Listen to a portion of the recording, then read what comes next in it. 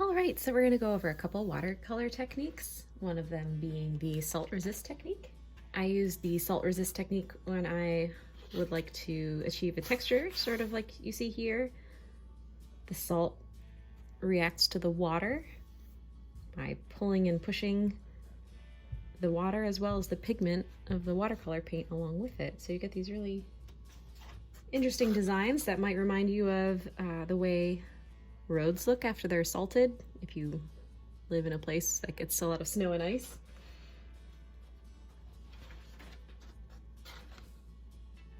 So it creates these sort of natural effects, but it's also a great technique if you want a sort of abstracted view.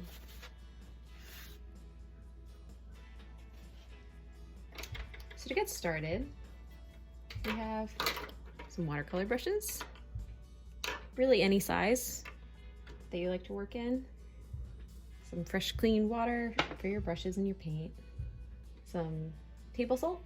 I have some fine ground as well as some coarse ground. This is pink, but honestly it can be any color. It won't matter since it's only on your painting for a little while. And watercolor paint, I really like using the tube style. Comes out wet and you put it on your palette and it dries, and then you can just keep using it over and over again in any colors that you choose, as well as your paper, which arguably might be the most important part. I recommend the Arches brand cold pressed. It's 100% cotton, super durable.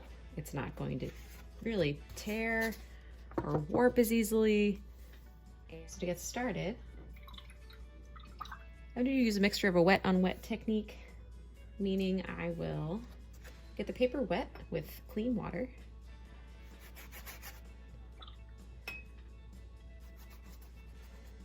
I could go over the entire paper. Sometimes I just wet sections. Rule of thumb is that the paint will go wherever the water is on its own. And I sort of want a free-flowing effect. Then once my paper is nice and wet, I'll choose a color or a pigment, start laying it down. Now I want a loose effect, so I'm not super concerned with the paint going a specific place. Sometimes I am, so that really depends. So you can see here where it tends to feather out around the edges. Those are areas that are pre-wet and the pigment is being pulled out. And then these sort of darker, clearer lines, sharper images, that's where the paper is dry. So by sort of dragging the brush over these different areas, I'm hitting some of the wet areas, some of the dry areas. It's creating these harder and softer lines, which when I'm painting something like water, you might notice that there's a mixture of that.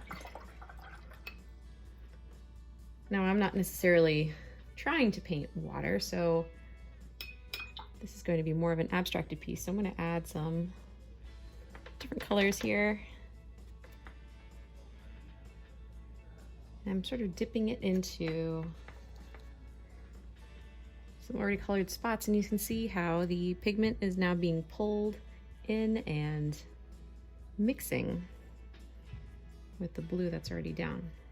I like holding the paper sometimes when I'm actively painting so I can turn it in different directions and I can see how the pigment sort of is now actively blending. I'm looking for that kind of effect, so adding in a more variation in color here.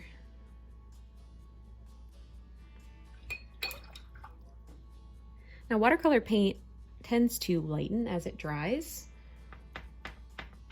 which is perfectly fine, but for the purpose of this effect, the salt technique is much more noticeable when the paint has more pigment.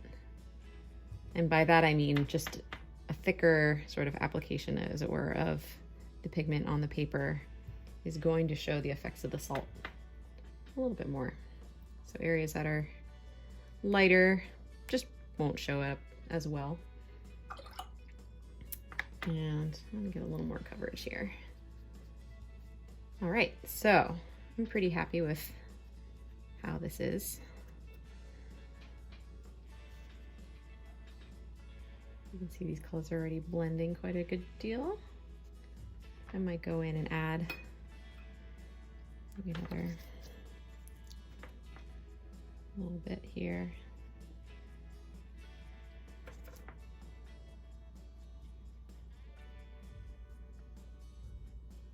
All right.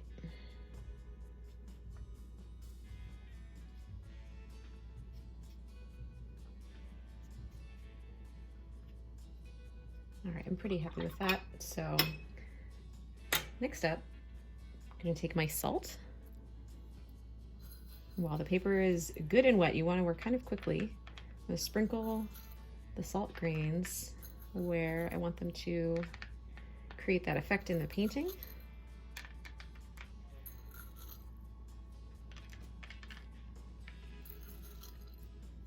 Sort of want this effect all over, so sprinkling around there. And then I can take my finer grain salt, sprinkle that down as well. Again, it just sort of creates a different sort of texture.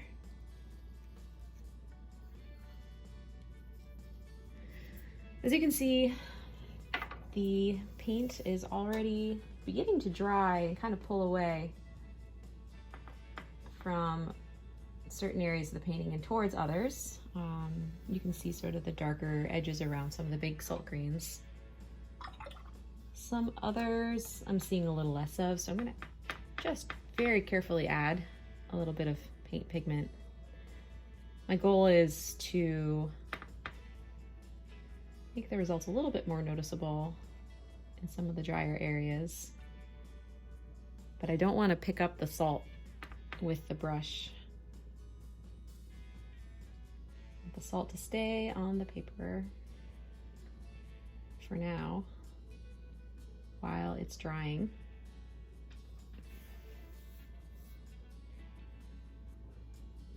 So as you can see, it's already kind of pulling in those darker edges, and that's going to continue as the painting dries. We're going to just kind of let this sit to dry. Notice here, these two paintings are drying. This is a painting that I did probably 30 minutes prior. This one's still pretty fresh. I'm already seeing some of the sort of feathered edges around where the pigment is pushed away, and then other areas where the pigment is being pulled in towards the salt grains. So I'm gonna let this go probably for another hour or two and dry and see how it turns out. These are pretty dry, so the salt will actually just kind of brush right off the wet spots.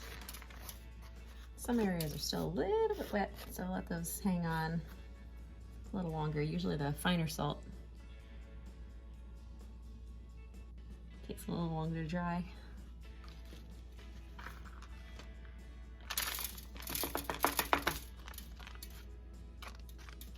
You can see some places where the larger grains were, you have darker concentrations of the color and pigment.